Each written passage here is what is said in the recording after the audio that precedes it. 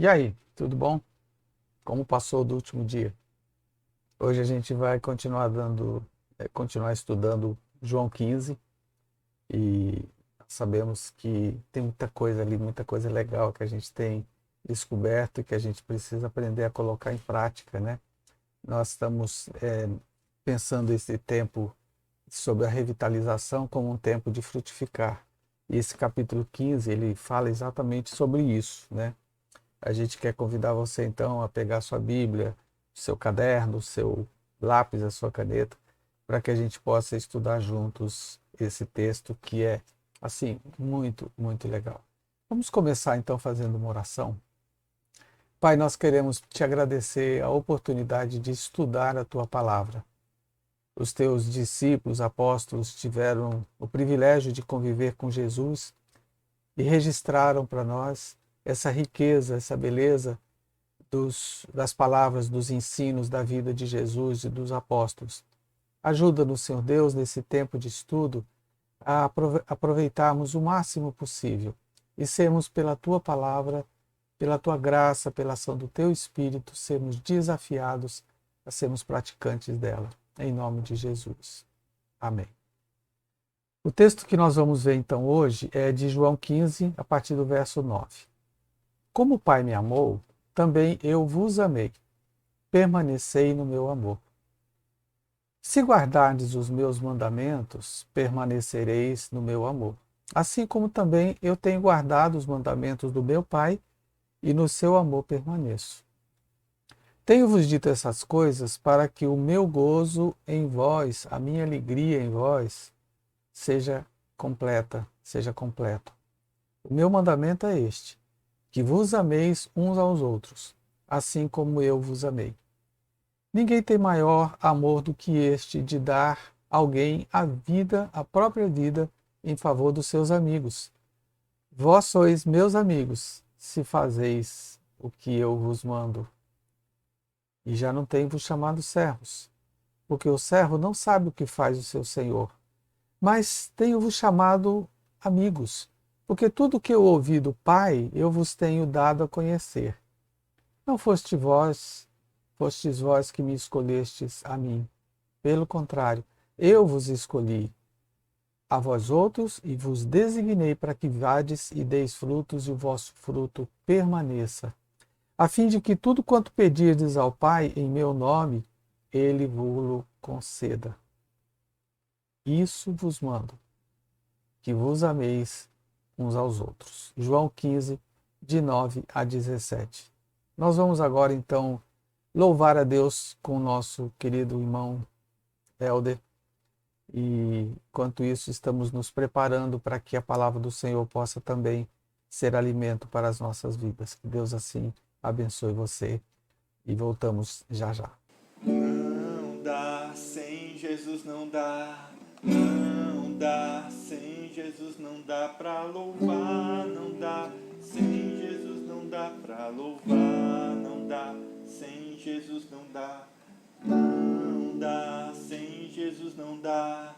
Não dá, sem Jesus não dá pra louvar. Não dá, sem Jesus não dá pra louvar. Não dá, sem Jesus não dá. Os que confiam no Senhor são como o monte do Sião, não se abalam, permanecem para sempre. Em volta de Jerusalém estão os montes, assim é o Senhor, em volta do seu povo.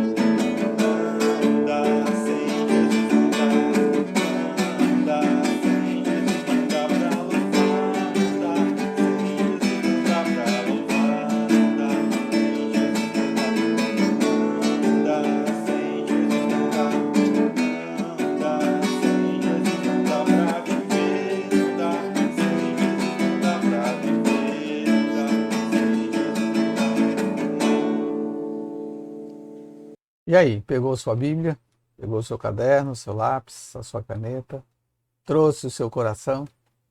Vamos então começar e vamos lembrar um pouquinho o que foi que nós vimos nesses dois primeiros estudos, que foram introdutórios, né?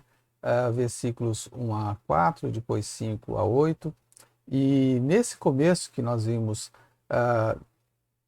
da introdução dessa parte inicial do capítulo, né?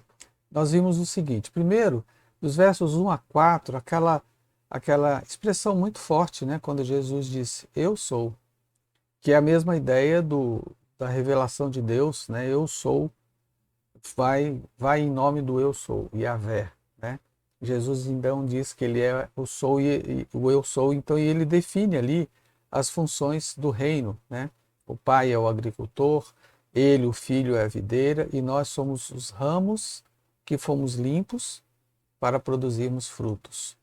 Nos versos 5 a 8, nós vimos a relação entre essa videira e os ramos, e Jesus insiste nessa palavra, permanência. É uma relação direta que nós somos alimentados pela palavra que limpa e que fortalece a gente. Então, nesses dois tópicos, nessas duas introduções, a palavra permanência é uma palavra-chave para a gente lembrar essa relação com Jesus, né? E essa palavra permanência, ela vai continuar como destaque nos versículos que nós vamos estudar agora, e nós vamos ver algumas coisas que são interessantes sobre essa permanência, né? A primeira é a ideia de que nós precisamos guardar os mandamentos.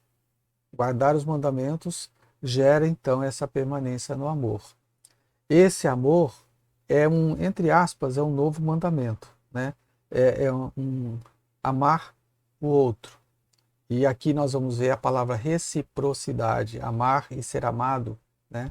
Como uma referência bem forte que Jesus traz aqui para a gente. Essa ideia da reciprocidade é o que Jesus fez. Ele amou, né, e acabou sendo amado também, e os seus discípulos, seus apóstolos, seguidores, depois foram transformados por essa ação de Jesus, né? E ele fala também de dar a vida pelo amigo, dar a vida pelo outro.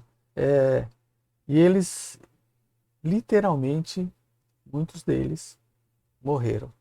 Esses dias eu estava conversando com uma amiga sobre a palavra testemunha, ali no primeiro capítulo de Atos 1:8, Jesus fala que nós receberemos poder para ser testemunha. E a palavra testemunha ali é martirel, que é o mártir, aquele que está disposto a morrer por aquilo que ele está falando. Eu sou testemunha viva. Eu sei o que Deus fez. Eu vi Jesus ressuscitado. Jesus transformou a minha vida. E literalmente muitos deles morreram por causa desse nome, né?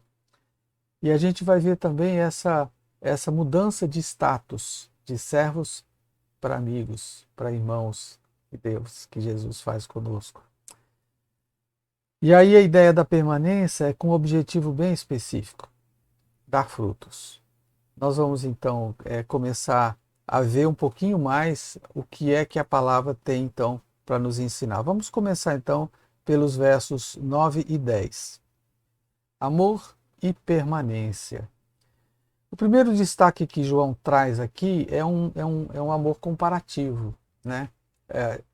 Jesus ele está fazendo essa comparação dizendo, ame como eu amei. Então, quando ele traz essa referência, como eu amei, a gente percebe que assim, é possível, né? A carta que Paulo escreve aos Efésios, ele fala que Jesus amou a igreja, se deu pela igreja, se deu por nós. Então, essa é uma comparação que ele faz, ame como eu amei. E isso nos faz lembrar, né, que na palavra de Deus existem várias palavras para amor. A gente costuma falar ágape, né, mas parece que o mais correto aí seria agape, né? O acento está no G. Agape Philos, Eros e Storgel. Storgel não é uma palavra muito conhecida, mas é um amor que dá sustento. O amor agape é aquele amor em que o foco é o outro, a referência é o outro, eu estou preocupado com o outro. É o que Deus faz conosco. É o que a mãe faz com a criança, né? Levanta às 4 da manhã, às 3 da manhã para amamentar, para limpar a criança que está suja, as olheiras aparecem, né? Eu estou falando de mãe, mas muitos pais fazem isso também, né? Então, esse amor agape, ele tem, é o amor de Deus por nós, ele tem o foco na outra pessoa, né? E os outros três, Philos, Eros e Storgel, Philos é amor da amizade, em que, de uma certa forma, eu estou querendo uma amizade para mim, né? Daí vem também a palavra eros, que é o amor físico, o erotismo e tudo mais, e o storgel, que é a ideia de um amor que sustenta, que dá suporte, que ajuda o outro. Tem dois versículos aqui que são interessantes para a gente entender bem essa ideia do amor ágape, né? A 1 João, no Evangelho de João mesmo, capítulo 17, ele diz assim: a fim de que sejam aperfeiçoados na unidade, para que o mundo conheçam que tu me enviaste e os amaste, como também amaste a mim. Esse amor comparativo, esse amor que se dá, esse amor pelo outro. E Efésios 3,18 diz: a fim de poderdes compreenderes com todos os santos qual é a largura, o comprimento, a altura e a profundidade desse amor que Deus tem por nós, né? Então há uma relação direta entre guardar os mandamentos, permanecer nele, no outro, e a ideia de uma intencionalidade. Eu gosto dessa palavra, né? Essa palavra ela é uma palavra forte que Jesus fez isso com uma boa intenção. Ele está falando de amor, ele está falando de cuidado com o outro, né? Então há uma relação direta entre guardar os mandamentos, permanecer nele, amar o outro e amar de forma recíproca. Esse guardar aqui tem a ideia de colocar em prática, de esconder como aquele que... Você lembra daquela história que Jesus fala dos talentos, né? Às vezes a pessoa fala que guarda esse amor, guarda essa palavra de Jesus, mas no sentido de esconder. Aqui, o guardar o mandamento não é no sentido de esconder, é no sentido de utilizar, né? É bem contrário daquele que escondeu. E é mais de acordo com aqueles que aplicaram os seus talentos para ganhar mais. Jesus demonstra isso, então, quando ele diz que quem tem guardado o mandamento dele tem permanecido nele, né? O versículo 11 vai falar assim de uma alegria plena. E aqui é que essa palavra intencional vai aparecer de uma forma um pouquinho mais clara para a gente, né? Esses ensinos de Jesus têm essa ideia de intenção. Ele quer que a gente esteja nele, que a gente permaneça na videira, que a gente receba o alimento, que a gente tome posse do que ele fez por nós, que ele nos limpou pela palavra. Ele tem essa intencionalidade para que nós possamos produzir os frutos necessários, né? Então veja, Isaías 53 vai mostrar um pouquinho o que é que Deus quer que realmente aconteça com a gente. No versículo 53:11 diz assim, né? A alegria de Jesus. Ele verá o fruto do penoso trabalho de sua alma e ficará satisfeito. O meu servo, o justo, com seu conhecimento justificará muitos, porque as iniquidades deles levará sobre si. Domingo passado nós pregamos sobre Isaías 53, falando dessa morte substitutiva de Jesus. E esse texto aqui mostra do que é que Jesus está falando, dessa alegria plena, que ele mesmo vai depois ficar satisfeito com os resultados de tudo aquilo que ele fez, né? E a outra coisa é essa mudança que Deus opera em nós, quando a presença de Jesus em nós é uma presença, é uma tomada de decisão, é um arrependimento, é uma mudança de vida, né? Isaías 62:4 diz assim: nunca mais te chamarão desamparada, falando de Israel, falando de Jerusalém, falando do povo judeu. Nem a tua terra se denominará jamais desolada, mas chamar-te-ão minha delícia. Olha que expressão saborosa, né? Como Deus nos chama, como Deus quer tratar a gente, como Ele quer relacionar-se conosco, como Ele nos considera. E a tua terra desocupada, nunca mais vai acontecer isso, porque o Senhor se delicia em ti e a tua terra se desposará. Ou seja, o nosso Deus é um Deus tão incrível que ele age por nós, ele faz por nós, né? Os versos 12 e 13, ele vai falar desse amor recíproco, comparativo e recíproco. Tem palavras mais fáceis para a gente dizer, né? Ele destaca então esse amor comparativo que, primeiro, Jesus demonstrou esse amor pelos discípulos, pelas pessoas, né? É um amor que foi demonstrado por palavras e por ações. Vinde a mim todos os que estão cansados e sobrecarregados, eu vos aliviarei. E assim também como as atitudes que ele tomou, curando, libertando de demônios, né? Trazendo esperança. Vamos ver dois textos aqui, que nós vamos ver também essa comparação que Jesus faz e Paulo também destacando esse amor que ele é comparativo e é recíproco. Em Romanos 12 diz assim: amai-vos cordialmente uns aos outros.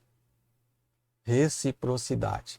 Com amor fraternal, preferindo-vos em troca uns aos outros. Veja, a palavra amor e a palavra fraternal tem aí essa ideia de um amor de irmãos, né?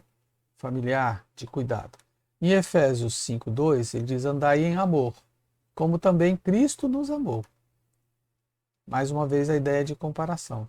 Ou seja, é complicado a gente dizer que não vai dar certo, né? Porque se o próprio Jesus deu o exemplo, se ele mesmo fez, se ele mesmo demonstrou, com certeza vai dar certo, né? Então, nós vemos aqui esse amor comparativo e recíproco que ele nos desafia a ter. Ele começa então, nesse capítulo, nesse trecho, versículos 12 e 13, ele começa a introduzir a ideia de onde ele quer chegar com isso. Onde é que ele quer que a gente entenda, com que propósito que essas coisas todas entendam. Amor recíproco comparado com o amor dele para que nós possamos chegar onde, né? Então vamos ver aqui. Ele começa dizendo dessa mudança de relação. Eu já não tenho chamado vocês de servos, eu tenho chamado vocês de amigos. Isso aqui é muito interessante porque é uma mudança de situação, de relação, né? Olha que interessante esses versos aqui, ó. No capítulo 12 do Evangelho de João, Jesus diz assim, né? Se alguém me serve, a relação senhor e servo, siga-me. E onde eu estou, ali estará também o meu servo. Se alguém me servir, o Pai o honrará. Então, nessa descrição de João, do ministério de Jesus, no capítulo 12, nós estamos no 15, no capítulo 12, a relação ali é de servo. Capítulo 13, em verdade vos digo que o servo não é maior do que o seu senhor. Veja que ele está mudando. Na relação social, o servo está lá embaixo, né? O senhor está lá em cima. A Marta, minha esposa, né? Comentou esses dias sobre um filme que ela assistiu sobre a Índia, e a diferença de casta lá, assim, muito acentuada. Assim, os escravos, os pobres, né? E nada é quase a mesma coisa, estão ali só para servir, né? Jesus começa a mudar esse conceito. O servo, depois agora o servo não é maior do que o seu senhor, e depois do capítulo 15, né? No capítulo 20, nós vamos ver Jesus dizendo assim: recomendou-lhe Jesus: não me detenhas, porque ainda não subi para o meu Pai, mas vai ter com meus irmãos, servos, amigos, família, irmãos. Subo para o meu Pai e vosso Pai, para o meu Deus e vosso Deus. Então, olha que mudança incrível que ele vem trazendo, né? O Pai é o agricultor, ele é a videira, nós somos os ramos, vamos produzir frutos, precisamos permanecer nele, essa permanência precisa ser baseada no amor também entre nós, um amor recíproco, né? Um amor compartilhado, um amor que vai nos ajudando nessa mudança de relacionamento, né? Nós vemos essa mudança acontecendo e aí vamos chegar no propósito. Por quê? Por que que Jesus descreve tudo isso? O que é que Jesus quer com tudo isso? João 15, 7 diz assim: Se permanecerdes em mim e as minhas palavras permanecerem em vós, pedirei o que quiserdes e vos será feito. Ora, pelo fruto que será produzido, a relação de amor com o outro, a orar, né? Esse é o nosso objetivo, orar pelo fruto que será produzido. Aqui nós temos assim uma coisa que eu acho que é interessante que a gente lembre, né? Quando Jesus fala de todas essas coisas, e ele vai falar aqui da oração, não esqueça que nesse texto especificamente ele está falando de oração focado no fruto, né? Tudo que você pedir, focado no fruto. Esses dias estávamos estudando sobre as parábolas do reino e nas parábolas do reino a gente vê as coisas específicas. O reino de Deus é semelhante a uma semente, né? E assim por diante Jesus vai descrevendo as suas formas, né?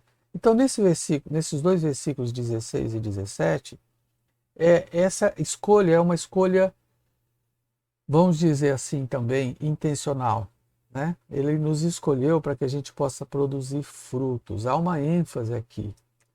Não foram vocês que me escolheram, fui eu que escolhi vocês. E a minha escolha é com um propósito. Primeiro, a escolha foi feita por Jesus. Segundo, ele escolheu para dar fruto. E terceiro, que esse fruto permaneça. Esse é o propósito, esse é o desejo, essa é a intenção, né? que o Senhor nos traz, que o Senhor nos proporciona, né? Então ele vai nos chamar para esse amor recíproco e ele vai chamar isso de mandamento. Esse é o mandamento que nós devemos nos preocupar em obedecer, né? Um amor recíproco. Como é que nós podemos então aplicar isso, esses versos na nossa vida? Hoje estamos vendo dos versos 9 a 17, né? Então vamos ver aqui como é que nós podemos aplicar isso na nossa vida. A primeira coisa é que precisamos permanecer nele através dessa relação de um amor comparativo com o de Jesus e recíproco, né? Esse é um desafio que ele precisa ser encarado muito mais do que um conceito bonito. Oh, que lindo o amor! Isso é uma coisa prática, uma coisa para o dia a dia. Relacionamento em casa, no trabalho, na escola, faculdade, um vizinho, um ônibus, táxi, Uber, aonde você estiver, não é simplesmente um conceito bonito, é uma prática. Nós vamos ver mais para frente que quando se fala do fruto, é exatamente de compartilhar esse amor, essa ação de Jesus que nos salva. Um terceiro aspecto aqui é que isso daí vai nos produzir uma alegria plena. Não é aquela ideia de uma alegria do final de semana, trazido por substâncias, mas é uma alegria plena produzida pelo próprio Jesus. E a gente viu alguns versículos lá que falam dessa alegria que Deus pode proporcionar para a gente, né? O texto ele está assim muito cheio dos próprios exemplos de Jesus. Ele fazia assim com as pessoas. Por exemplo, quando ele encontra com o leproso pergunta para ele: Jesus, se tu queres, tu podes me limpar. tirar minha lepra? É impressionante a resposta de Jesus. Quero. Fique limpo. E ele ficou limpo. O amor de Deus é um amor que se envolve, né? A ideia da empatia, de ver a dor do outro, de pensar na dor do outro, né? E esse amor que aos poucos os discípulos foram experimentando no seu dia a dia, vivenciando, eles foram sendo então transformados, né? Eles foram transformados de servos para amigos, para irmãos. Uma mudança radical, né? Enquanto essa sociedade mantém uma hierarquia excludente, os opressores e os oprimidos, né? Paulo Freire cita em um dos seus livros, interessante que o opressor, quando ele sobe, ele passa a ser oprimido, quando ele sobe, ele passa a ser opressor, né?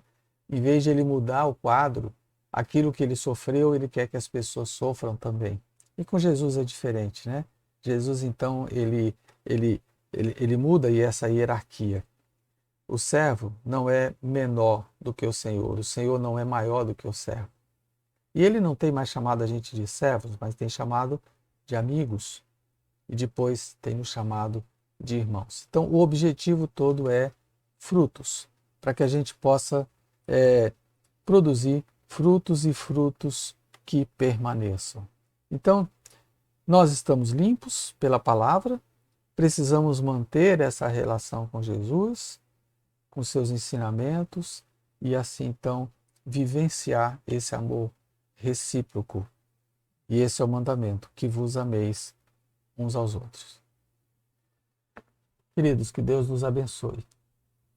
Semana que vem nós pretendemos continuar esse estudo e queremos que você leve bastante a sério, que você entenda bem o projeto de Deus para a nossa igreja, para a nossa vida, de nós sermos juntos com Jesus, com o alimento da palavra, sermos a igreja que Ele quer que a gente seja, uma igreja que produz frutos.